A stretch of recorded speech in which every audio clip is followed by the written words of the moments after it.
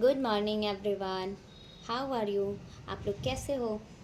आज जैसे जैसे कि हम लोगों का क्लास 9th का बायोलॉजी चैप्टर फर्स्ट चल रहा है। तो लास्ट क्लास में हम लोग क्या पढ़े थे? सेल मेम्ब्रेन के बारे में। हम लोग लास्ट क्लास में ट्रांसपोर्टेशन ऑफ मेम्ब्रेन पढ़ चुके थे, जिसमें active transport, passive transport, diffusion and osmosis, ये यहाँ तक हम लोगों ने लास्ट में पढ़ लिया था। और आज की क्लास का टॉपिक रहेगा सेल वॉल, जो कि नेक्स्ट कंपोनेंट्स होगा आपके सेल का। तो आज का हेडिंग आप डालिएगा सेल वॉल।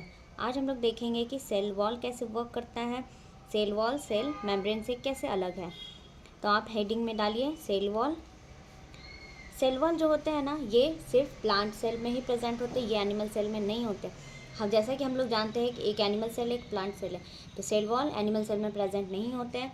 सेल वॉल सिर्फ प्लांट सेल में ही होते हैं। Cell wall non living parts होते हैं, ये रिजिड होते हैं और हमारे प्लांट सेल का कवरिंग होता है। लाइक ये जो आपका सेल है, मैं पहले आपको स्ट्रक्चर थोड़ा सा बताती हूँ। आप सेल को ना किसी भी डायरेक्शन में बना सकते हो, लाइक किसी भी शेप में। तो मैं एक जनरल सा सेल बना रही हूँ, ये एक सेल है। तो ये वाला जो सेल का मेम्ब्रेन है, ये तो आपका सेल मेम्ब्रेन हो गया, ये है आपके सेल मेम्ब्रेन। और सेल मेम्ब्रेन के जैसे ही आप आउटर में देखेंगे, उसके बाहर, तो आपको मिलेगा एक हार्ड सा रिजिड सा structure, that is called cell wall. और ये जो बाहर वाला मेम्ब्रेन है, जिनको हम क्या बोलते हैं? सेल वॉल बोलते हैं। इन्हीं के अंदर फिर आपको साइटोप्लाज्म मिलेंगे, न्यूक्लियस मिलेंगे, एंड जितने भी सेल ऑर्गेनेल्स है वो सारे ही मिल जाएंगे। तो ये आपका सेल का आउटर जो लेयर है, जो सेल मेम्ब्रेन के बाहर होता है, वो आपके सेल वॉल है, जो सिर्फ प्लांट सेल में ही प्रेजेंट होते हैं। तो हम लोग अभी लिखेंगे cell wall. It is a non living parts of cell. It is non living parts of plant cell, या फिर डायरेक्ट सेल लिखती हूँ मैं। It is non living parts of cell, ये हमारे सेल का नॉन लिविंग पार्ट होता है। बाकी इनको छोड़ के जितने भी वो सब लिविंग पार्ट है, जो कि आपके प्रोटोप्लाज्म में, जैसे कि प्रोटोप्लाज्म में बोला गया है ना कि what is protoplasm, living part of cell is called protoplasm. अब सेल वॉल में अभी पढ़ रहे it is a non living parts of cell. ये कैसे है, यहाँ से पॉइंट लिखती हूँ। इट इज़ रिजिड, रिजिड का मतलब हार्ड, ये बहुत हार्ड होते हैं। It is rigid outer covering, और ये सेल मेम्ब्रेन के बाहर होता है, outer covering of plant cell. ये हमारे प्लांट सेल में प्रेजेंट होते हैं, फंगी के भी सेल में होते हैं, बैक्टीरिया के भी सेल में होते हैं, बट एनिमल के सेल में ये एब्सेंट होता है। आखिर ये जो प्लांट के सेल में जो प्रेजेंट होते हैं, वो किससे बना होता है? It is made up of cellulose. ये जो हमारा सेल वॉल है ना प्लांट सेल का, वो सेल्यूलोज से बना है, मेड अप ऑफ सेल्यूलोज। तो सेल्यूलोज के ये बना हुआ है, और ये हमें किस चीज़ में हेल्प करता है? It provide structural strength. इसका जो स्ट्रक्चर मेंटेन हो रहा है, प्लांट किस स्ट्रक्चर में है, ये इसके स्ट्रक्चर को स्ट्रेंथ प्रोवाइड करवाता है। It provide structural strength and lies कहाँ होता है, ये तो आपको पता ही, आउटसाइड में प्लाज्मा मेम्ब्रेन के भी बाहर, वो भी मैं लिख के देती हूँ। It lies outside to the plasma membrane. ये हमारे प्लाज्मा मेम्ब्रेन के बाहर होता है। ऐसा नहीं है कि पहले आप सेल वॉल बना दीजिए फिर सेल मेम्ब्रेन, ये रॉन्ग हो जाएगा। पहले आप सेल मेम्ब्रेन बनाएंगे फिर सेल वॉल बनाएंगे। It lies outside to plasma membrane, मतलब प्लाज्मा मेम्ब्रेन का ये आउटर कवरिंग हो जाएगा सेल मेम्ब्रेन। अब अगर हम इनका फंक्शन देख लें, तो मेन फंक्शन इनका क्या होता है? आपको पता है कि ये रिजिडिटी प्रोवाइड करवाता है, स्ट्रेंथ देता है, शेप मेंटेन करता है। ये हार्ड स्ट्रक्चर होते हैं प्लांट में, जिससे आपको पता है ना कि प्लांट में ये क्यों प्रेजेंट है, एनिमल में क्यों नहीं है। ऐसा क्वेश्चन आपके माइंड में आ सकता है, क्योंकि प्लांट को बहुत सारे ऐसे एक्सटर्नल इन्वायरमेंट के जितने भी फैक्टर्स हैं, उनके अराउंड रहना होता है, तो जिसकी वजह से उनको कुछ ज़्यादा स्ट्रेस सहना पड़ता है, जिसकी वजह से सेल मेम्ब्रेन, सेल वॉल जो प्रेजेंट है उनको स्ट्रेंथ प्रोवाइड करवाता है, जैसे मैकेनिकल सपोर्ट प्रोवाइड करवाता है, उनका शेप मेंटेन करता है, प्लांट जल्दी से सही तरीके से अपने लाइफ लॉन्ग रह सके। इसकी वजह से ये सारे फंक्शन ये परफॉर्म करते हैं। तो हम लोग एक एक करके देखते हैं कि ये सबसे मेन फंक्शन है। इट प्रोवाइड मैकेनिकल स्ट्रेंथ, ये जो है ना मैकेनिकल स्ट्रेंथ प्रोवाइड करवाते हैं, जिसकी वजह से जो प्लांट का होता है वो स्ट्रेट खड़े रहते हैं। स्ट्रेंथ ऑफ द सेल, ये सेल में प्लांट सेल में ये प्रोवाइड करवाते हैं। तो सेल वॉल क्या है, एक non living parts of cell होता है। जैसा कि हम लोग देखे हैं कि ये एक सेल का आउटर मेम्ब्रेन सेल मेम्ब्रेन होता है। सेल मेम्ब्रेन का आउटर मेम्ब्रेन आपका सेल वॉल है। It is a rigid outer covering of plant cell. Cell wall क्या है, एक आउटर कवरिंग है, रिजिड, रिजिड का मतलब हार्ड, जो कि प्लांट सेल में प्रेजेंट होती है। It is made up of cellulose, और प्लांट सेल का जो सेल वॉल है वो किससे बना है, सेल्यूलोज से। इट प्रोवाइड स्ट्रक्चरल स्ट्रेंथ, ये जो स्ट्रक्चर बनाने में भी हेल्प करता है। अगर प्लांट सेल में जो स्ट्रक्चर है प्लांट का, वो किसकी वजह से है, सेल वॉल की वजह से।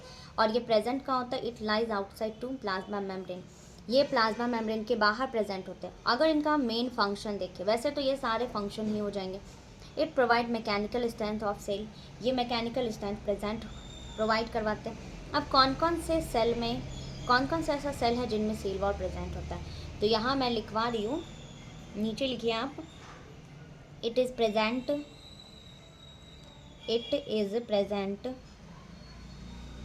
इन, पहला तो प्लांट सेल में है जो कि सेल्यूलोज से बना होता है। दूसरा फंगी के सेल में, फंगी के सेल में भी ये प्रेजेंट होते हैं। तीसरा मैं ऊपर लिख दे रही हूँ, नीचे, अच्छा छोड़िए, नीचे ही लिख दे रही हूँ, बैक्टीरियल सेल।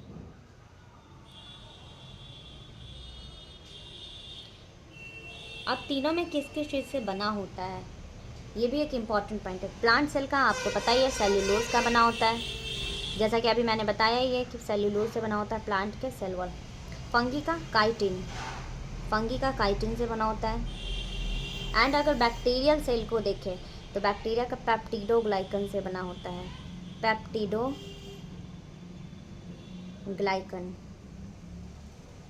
तो यहाँ तक तो आपका सेल वॉल है। सेल वॉल में और ज़्यादा कुछ है नहीं, सेल वॉल में इतना ही है कि आपको सेल के थोड़ी सी स्ट्रक्चर पता होना चाहिए कि सेल वॉल कहाँ प्रेजेंट होते हैं, इवन इनके थोड़ा सा फंक्शन पता होना चाहिए।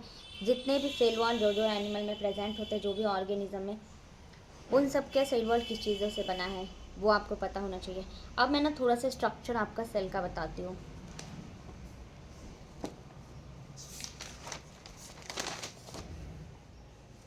तो पहले ना आप अगर स्ट्रक्चर सेल का देखेंगे, अगर आपको एग्ज़ाम में डायग्राम मिल जाना तो ऐसा ज़रूरी नहीं कि जो आपके एनसीईआरटी में डायग्राम है आप वैसा ही बनाएं, आप अपने मन से, बस लेवलिंग बहुत सही होना चाहिए। स्ट्रक्चर ऑफ सेल अगर आप देखिएगा तो मैं एक सर्कल जैसा बनाती हूँ, ठीक है। आप चाहे तो रेक्टेंगल बना सकते हैं, आप चाहे तो स्फीयर बना सकते हैं। एक सर्कल बनाया तो ये एक आउटर मेम्ब्रेन है सेल का। इस आउटर मेम्ब्रेन का क्या नेम है, जो कि आपका हो गया सेल, ये क्या है, सेल मेम्ब्रेन या प्लाज्मा मेम्ब्रेन। आप लोग को आई होप अब क्लियर होगा, सेल मेम्ब्रेन और प्लाज्मा मेम्ब्रेन सेम होते हैं। अब मैं इसके आउटर एक और कवरिंग बना रही हूँ। मैं दोनों सेल को एक ही में बना के दिखा रही हूँ आपको सेल में क्या क्या चीज़ें होते हैं।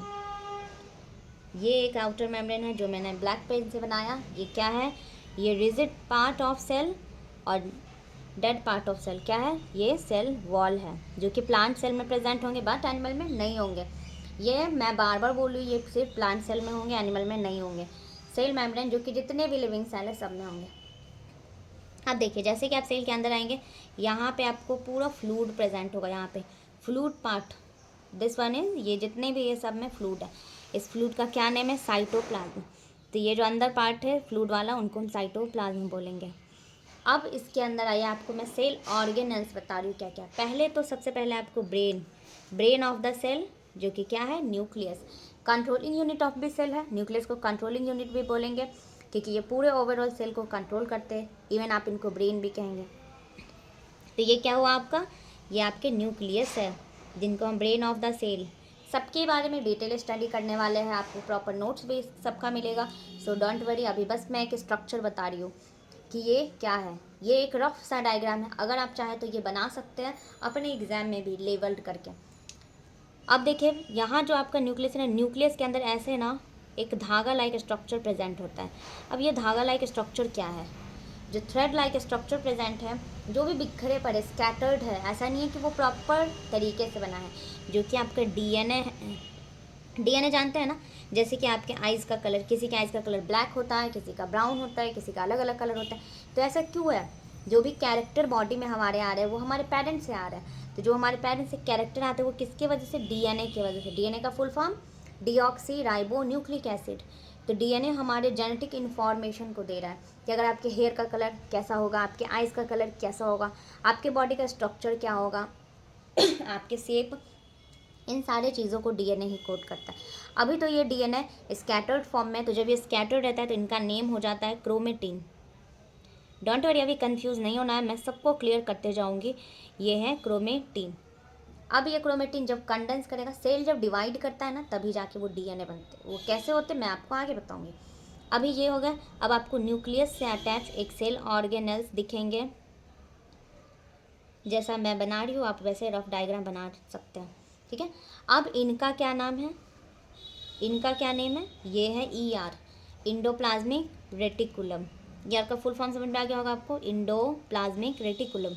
इसलिए मैं शॉर्ट फॉर्म भी लिखती हूँ, फुल फॉर्म भी लिखती हूँ, इंडोप्लाज्मिक रेटिकुलम, जो कि 2 होते हैं, वो भी आगे बता रही हूँ।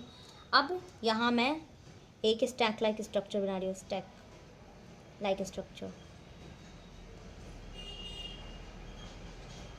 अब इस स्टैक लाइक स्ट्रक्चर को क्या बोलेंगे, ये आपके गोल्जी एपरेटस है जो कि पैकेजिंग करेगा।